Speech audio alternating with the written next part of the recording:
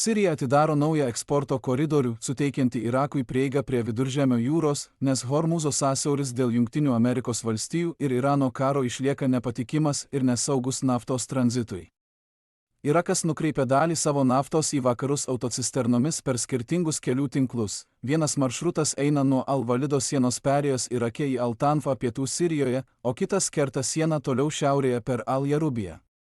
Tada sunkvežimiai susirenka Banijose, kur nafta patenka į saugyklas, o vėliau pakraunama į tanklaivius tarptautiniam eksportui. Šis koridorius dabartiniu mastu negali pakeisti Irako pietinio eksporto, tačiau jis gali išsaugoti jo dalį sutrikimų aplink Hormūzą metu ir parodyti, kaip sausumos maršrutas galėtų sumažinti priklausomybę nuo šio butelio kaklelio. Ši vakarinė išvestis pirmą kartą susiformavo 2026 m. balandį, kai pasikartojantys Hormūzo uždarimai sutrikdė Irako eksportą per Persijos įlanką ir privertė Bagdadą gabenti naftą per Siriją. Tada Irakas ir Sirija įteisino šį maršrutą susitarimu, leidžiančiu kroviniams kirsti Sirijos teritoriją ir pasiekti Banijasą, o vėlesni susitarimai paspartino planus tiesti nuolatinį naftotiekį iki Viduržemio jūros. Sirijos prezidentas Ahmadas Al-Šara taip pat pradėjo lankytis Persijos įlankos šalių sostinėse, Damaskui reklamuojant Siriją kaip būsimą naftos tranzito jungtį, per kurią regioninis eksportas galėtų judėti į vakarus per Iraką ir susijungti su atstatytais naftotiekiais. Atskiri Turkijos ir Saudo Arabijos planai dėl naftos chemijos koridoriaus per Siriją ir Jordaniją parodė platesnį Persijos įlankos šalių susidomėjimą prieiga prie Viduržemio jūros rinkų. Tai paverstų Siriją iš maršruto, aptarnaujančio daugiausia Irako eksportą, į sankryžą, jungiančią kelias regioninės galias, todėl jos rytinių sienų, centrinio kelių tinklo ir Viduržemio jūros pakrantės kontrolė taptų strategiškai svarbi bet kokio platesnio Persijos įlankos konflikto metu. Maršruto plėtra atskleidė Sirijos transporto tinklo būklę, kurioje po daugelio metų pilietinio karo keliai tapo apleisti, o pagalbinės sistemos per silpnos nuolatiniam autocisternų eismui. Kai kurios avarijos prasidėjo dėl mechaninių gedimų, įskaitant stabdžių sugedimą stačiose atkarpose, o apgadinti keliai padidino susidūrimų riziką ir sulėtino reagavimą į nelaimes. Per vieną avariją žuvo vairuotojas ir buvo sužeisti dar 3 žmonės, o atskiri incidentai sukėlė gaisrus, naftos išsiliejimus ir laikiną kelių uždarimą. Deir ez-Zore vietos gyventojai taip pat stabdė autocisternas, kai kurios blokados saugojo gentis ir kontrabandininkus, kurie pelnėsi iš nelegaliai išgautos naftos, o kitos grupės reikalavo atlygio prieš leisdamos vilkstinėms tęsti kelionę.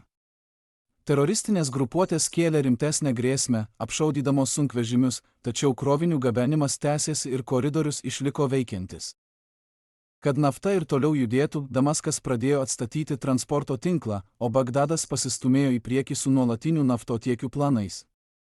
Sirijos valdžios institucijos atkūrė kelių jungtis ir įrengė papildomas perėjas per Eufratą Deir ez-Zore, leisdamos autocisternoms naudotis daugiau nei viena upės perėja, užuot kliautis vieninteliu pažeidžiamų maršrutų į vakarus. Tada Irakas patvirtino techninės ir finansinės studijas 2 didesniems naftotiekiams, vienam, jungiančiam Basrą, Haditą ir Kirkuką su Džeihanu Turkijoje ir kitam, besitęsiančiam nuo Basros per Haditą link Banijaso. Šioms studijoms buvo pasitelkta Amerikos energetikos bendrovė Chevron ir Kataro United Construction Company, kad prieš pradedant statybas būtų įvertinti inžineriniai ir finansiniai reikalavimai. Jungtinių valstijų įsitraukimas taip pat paspartino planus atkurti senąjį Kirkuko, Banijaso naftotiekį, kuriam prireiktų plataus masto rekonstrukcijos per 4 metus, kol jis galėtų tapti pagrindinę koridoriaus transporto jungtimi. Šių naftotiekių planų strateginė vertė tampa aiški, kai jų pajėgumai palyginami su esamų sunkvežimių maršrutu. Pradinė sutartis apėmė 650 000 barelių per mėnesį, kas prilygsta maždaug 21 700 barelių per dieną, ir tam kas mėnesį reikėtų apie 46 vilkstinių po 70 autocisternų. To pakanka išsaugoti ribotą eksporto srautą laikino sutrikimo metu, tačiau nepakanka apsaugoti platesnę Irako naftos prekybą ilgalaikio uždarimo atveju.